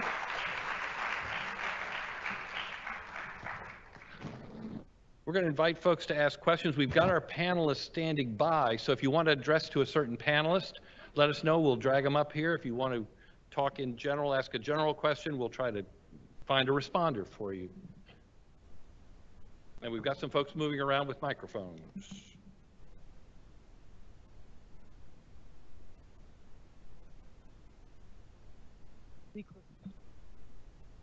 Hi. I'm Will Glenn. I'm with the Tampa International Fringe Festival. And I just have just 2 quick things that I'll say in under a minute. One question is, what can we do to address the space issue? I've seen in other cities we have tons of vacant spaces in Ybor City and downtown, various different parts of the city. One of the things that I've seen in other cities is that the city incentivizes or otherwise enables those business people that own those, I assume they're real estate people, that own those empty spaces to make them available to artists. And I don't see any reason why that couldn't happen here. The other thought that I have is just something that Neil Gobioff said at the previous Forum for the Arts, which is what can we do, and what I guess specifically can you, Mayor Castor, do to change the culture in Tampa from a culture of no to a culture of yes, and how can we do that? That's great. And we've got one here. And I just want to say, I think one of the issues becomes, and we had this issue in the early 2000s when we were trying to do it 2005, the real estate market becomes so hot that it was very hard to set, but we had houses we wanted to set aside, but the demand for them was so strong. So it is tough in Florida in the kind of real estate environment we have, but Ybor City happened because of cheap rents and available space. Yes, we all know that the art touches the soul and it touches the spirit. We have beautiful parks, and I see them as so underutilized, not only places for artists to exhibit their wear, but street musicians and street dancers. Are they not allowed in Tampa, or why don't you see them in some cities and not in others? I think some of these we're going to let be questions that sort of hang out there because I'm not really an official who can answer those. I'm not sure. But so if we need a real answer, we'll try to get with you later. But some of these we just want to hear from you and see. Go ahead. There's quest to do community art all over the community. Many years ago, billboards were placed around the city that were created by artists. They were down in Larry Park Zoo. When I was with the Children's Museum, we had those billboards everywhere. And they were beautiful, and they lasted for a long time, and it was arts and commonplaces. Who's got a microphone? Hi. Hello. I'm a poet and writer, and I didn't hear a whole lot of talk about the literary arts in Tampa. But Let's talk more about it. I think it's a great subject. I have a question for the mayor. Within the last 2 years, St. Petersburg has named its second poet laureate. Orlando has named its first poet laureate. Even little old Oldsmar has a poet laureate. So my question to the mayor is if she has any plans to revive the poet laureateship, and if so, when might we hear about those plans? Thank you very much. Hi. So I kind of just have a twofold comment about what I felt was truly missing from some of the conversations and that I think needs to be addressed before anything can change in Tampa. These were only mentioned by 2 forum members that were both visibly not white, and only one of them was under the age of 40. So first, how can we talk about longevity in Tampa without including the next generation of artists and the children that we want to grow up here and stay here and create here? And second, I attended the mayoral candidates debate on art and quite a few of the Cafe Con Tampa events. And people of color and LGBTQIA+ and people of lower incomes are visibly missing from all of these conversations. So my comment is just that I don't see how Tampa can move forward with an arts and culture commission or a plan without first addressing who is missing from the table and how to intentionally include them. I heard a lot of complaints about arts professionals missing from the decision-making tables, but I counter that who is at the arts, who is not at the arts and culture table that needs to be. Thank you very much. Thank you. We're right over here. Hi, my name is Matt May. I'm an artist. I've lived in Tampa my whole life and worked as an artist and small business owner here for the last 15 years. And I think a lot of the story about Tampa's narrative, you could take a look back to Ybor City, even before your time, to the mutual aid societies that existed back then, Centro Storiano, some of the others that had medical care, legal, professional services that are available to artists. Because people forget, artists are also business people, right? If you're gonna do this for a lifetime, if you're gonna contribute to your community, having the efficiencies of a good business will draw talent, will retain talent, and will make things better. On the other side of things, I think we need to take a look at the development in downtown, increasing the public art and private development funds to a more reasonable amount as a way to generate more art in our community. and look at other ways to use development to subsidize some of the things that we're doing in the neighborhoods in order to connect artist spaces to those communities and make them even stronger. Yeah, I think, what's fascinating is some of the first culture that came to Tampa, opera and other things, came through the immigrant culture who brought it from Europe. The first thing they built in those things were theaters. And so, culture came through our immigrants here in Tampa. Please, right over here. Yes, hi, hello. I am a longtime Tampa native and have a very diverse background in art and music and all of the arts in general. A professional musician, longtime musician, as a singer, drummer, etc., and percussionist, as well as a fine artist, painting, drawing. I've taught in art schools, art and music, as well as on the broad spectrum of empowering other people to find their own creativity. I feel one of the most important aspects of fostering and cultivating more art appreciation, more support for the arts in our city is first and foremost a huge resource that we're not really acknowledging is all of the people that already are in this city that are not labeled as artists per such. They are people that run their grocery stores. They are people that have cafes. They are running their businesses. But inside, their inner artists are still there. They just don't see themselves as artists per se because of the definition that we say who is an artist and who is not.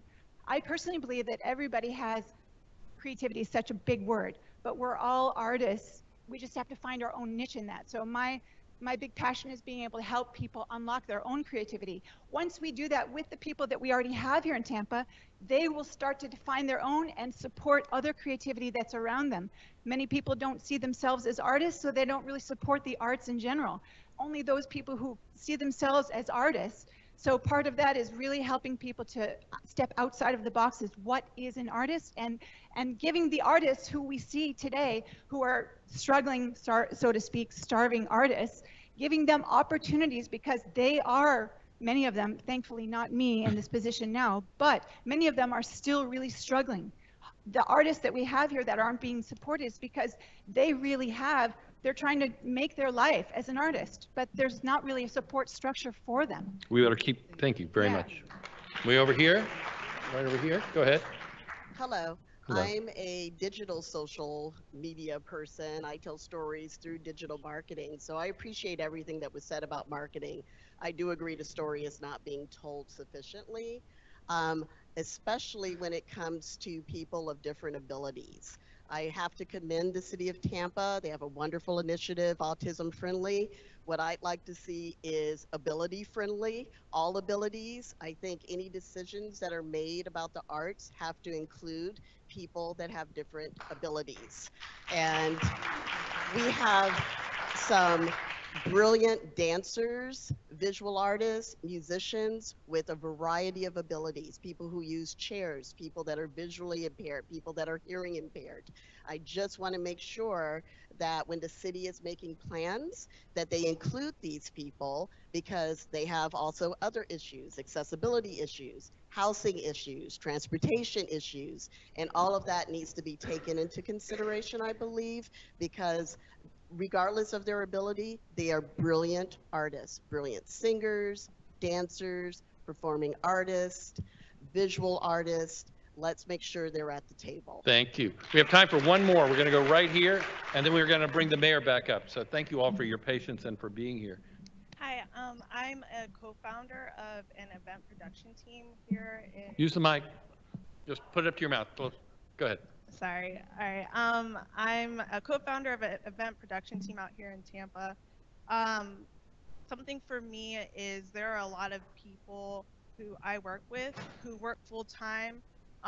We are from a younger generation, and it is hard for us to enter spaces that are already established. I think that part of the larger conversation, there needs to be deconstruction of classism in the arts. A lot of the organizations I work with are minority owned, so how can we ensure that equal opportunity to resources so organizations have a pathway to success and ensure underrepresented voices are being included in the conversation? Thank you very much, and thank you everybody. We've got a lot more questions, but I'd like to get our mayor back up here, Jane Castor, And thank you all for coming out. Thanks to the mayor and everyone for organizing this. And we'll continue talking afterwards. Thank you, Mayor.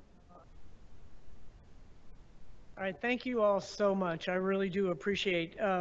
Someone just gave me how about a light art installation on the silos at Channelside and Adamo, and we were just driving down to Ybor City for a meeting today, and I said, man, we need to clean those things up with some art, I swear. So, questions, answers to some of the questions. The culture of yes. Don't know who brought it up, but I want to hug you. One of my first meetings with all of the city staff is I said I had a rule at the Tampa Police Department that if the phrase was uttered, this is the way we've always done it, you would be shot at dawn. So we are all about how we can get things done rather than this is the reason it can't be done. So that's changing, or it has changed. The parks question, it is my intent to activate all of our parks around the community so that we can highlight each neighborhood. And one of the programs that I just talked about, we're going to activate first in the Barnes Park, and then things like Rolette Park right on the river. It's absolutely beautiful. We could have all types of concerts and everything else. The Sulphur Springs Tower, everything we could do there. So yes on that as well. Poet Laureate, we have had James Tokley for a long time, but he is he's retiring, and so not being the poet, I will take all applications on that, and we'll figure out a way to do that. But yes, we're definitely going to have a Poet Laureate. We have one, but we're going to have another one. And then person that was talking about is very important, who's at the table. That has defined my career. Diversity. You know, we're all a sum total of our life experiences, and you have to have those life experiences at the table making decisions that affect our community. So I heard that loud and clear. And two other topics covered: affordable housing and transportation. Those both were the two first areas of focus of my campaign, and will be the focus of my administration. And I just told somebody yesterday, had a meeting on affordable housing yesterday, had a meeting on transportation today, and I said, man, these were a lot easier to talk about on the campaign trail. I said, you have no idea what's involved in affordable housing, but that's not going to stop us. We are going to ramp that up, and that definitely is a focus of mine. So in closing, I want to say thank you to HCC. And as James said, let's give credit where credit is due. I want to recognize Robin Nye for all that she has done. Amen. She is manager of the arts programs for Tampa, and she is a strong party of one. And she has done amazing things on a shoestring budget through some very, very lean years. So I thank you. Paul Wilburn, I thank you as well. And your book, everybody run out and buy that book. You do what? Buying the book. Yeah, buying the book's all that's important. That's what he said. And I actually was down in Ybor City during those years. We won't talk about my age at that point. But at the Rough Riders, Jenny Carey and my sister worked down in that area. And I watched Paul Wilburn and his band many, many times. So what we learned this evening was the importance of art.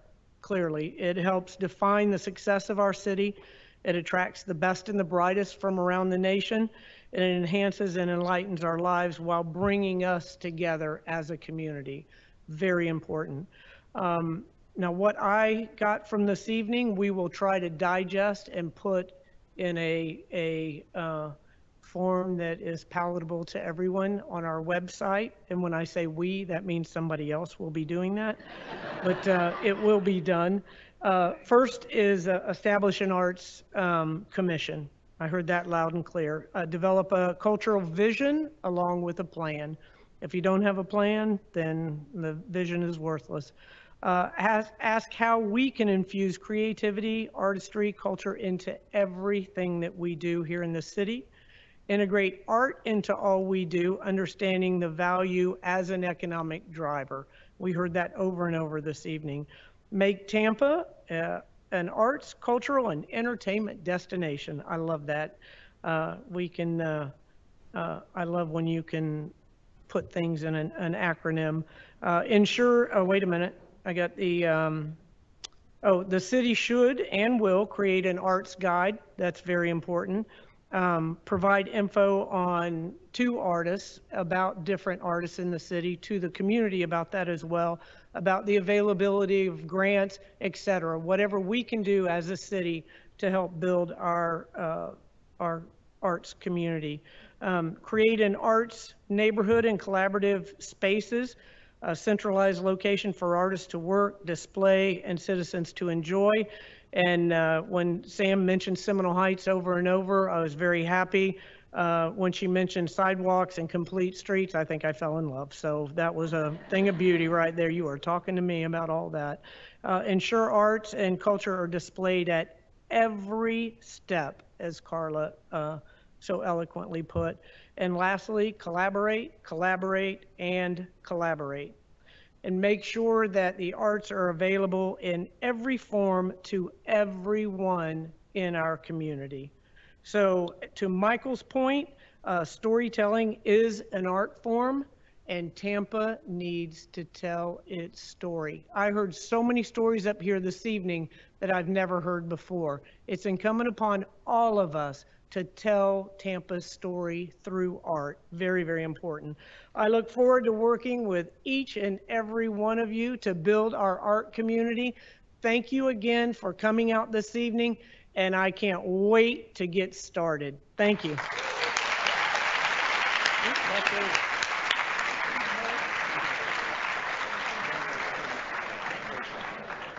Let's go home. Thank you all very much.